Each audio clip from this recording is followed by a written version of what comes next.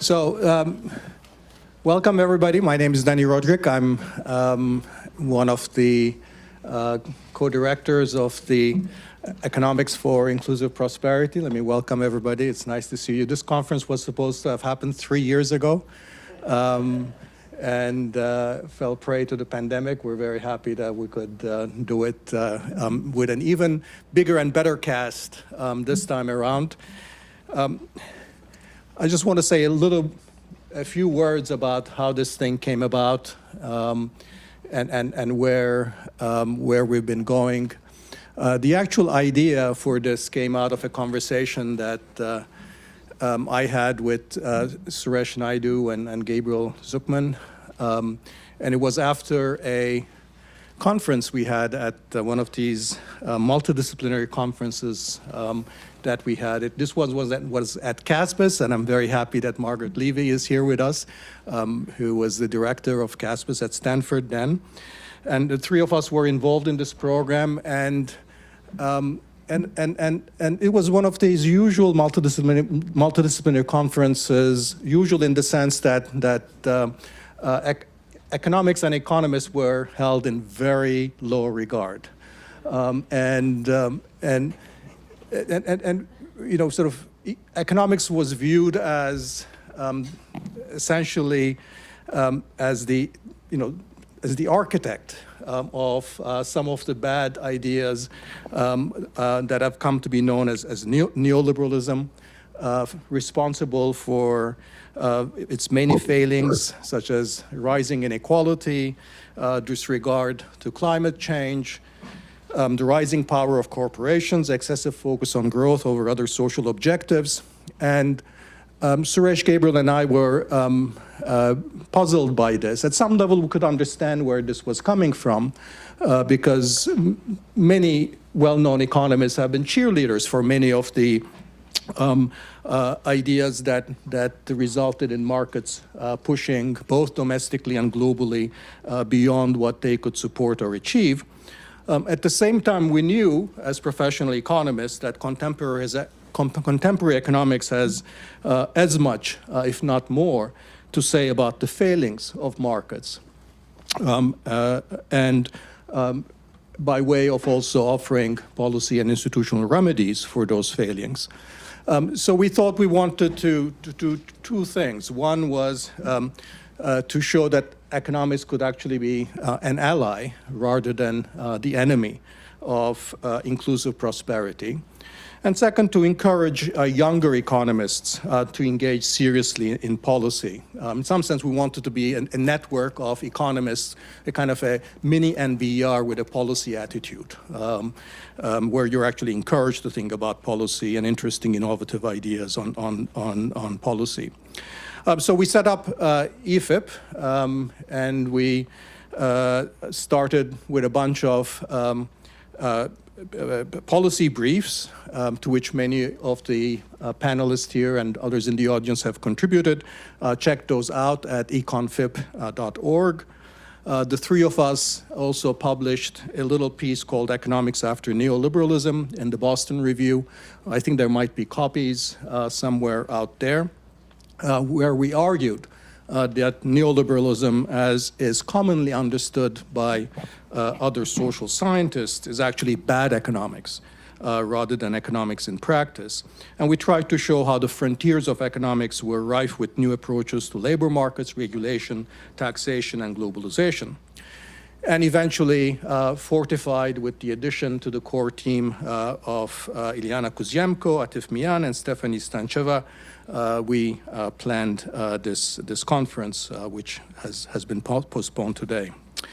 So let me add just a word about what I see as the role of economists in this particular moment, where ideas about economic policy are very much in flux, and we're in the midst of a paradigm change. Economic policy paradigms are a set of, overarching set of ideas that provide a general orientation for policy.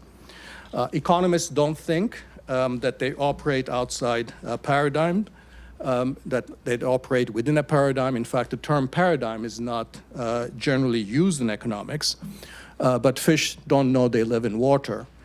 A paradigm using the terms of economists is a kind of a meta-model.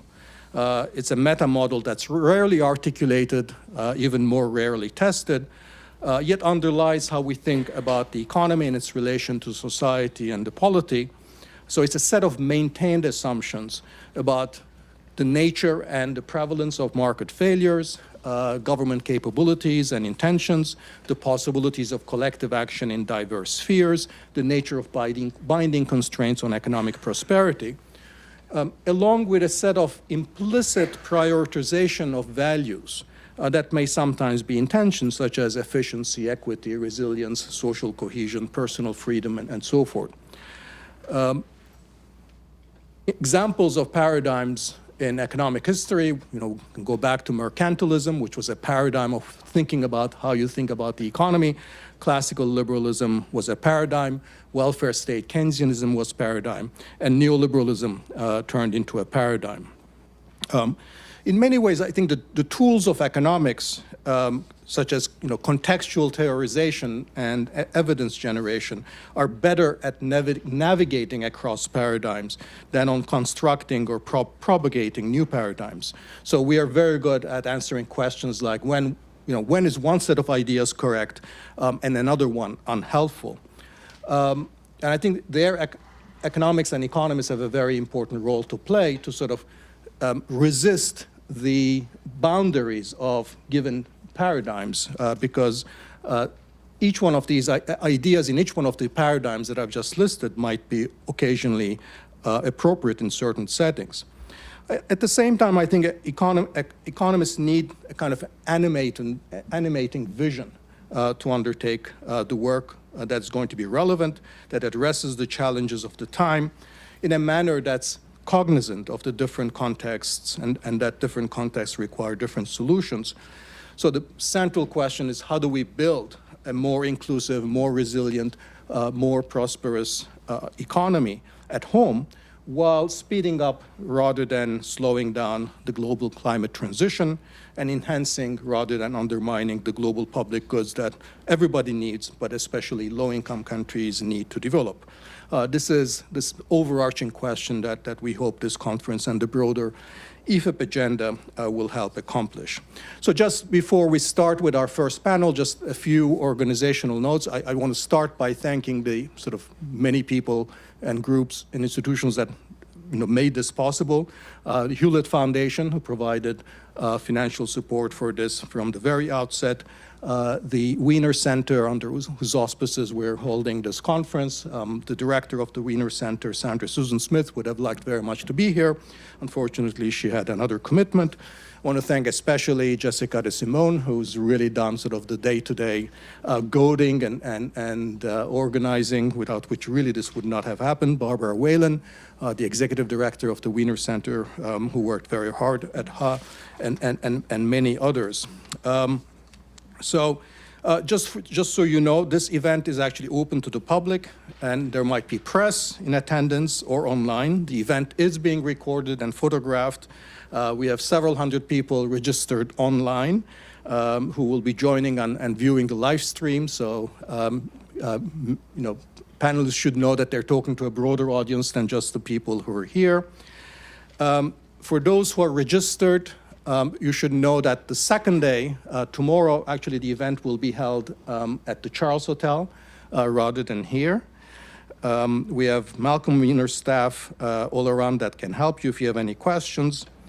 And since we have a full agenda, we also want to ask all panelists and moderators to be very mindful of the timing and not follow my bad example of having gone over by 2 minutes. So with that, let me just thank you all for being here, and let's move on directly to the first panel, which is going to be on the economics and policies of climate change.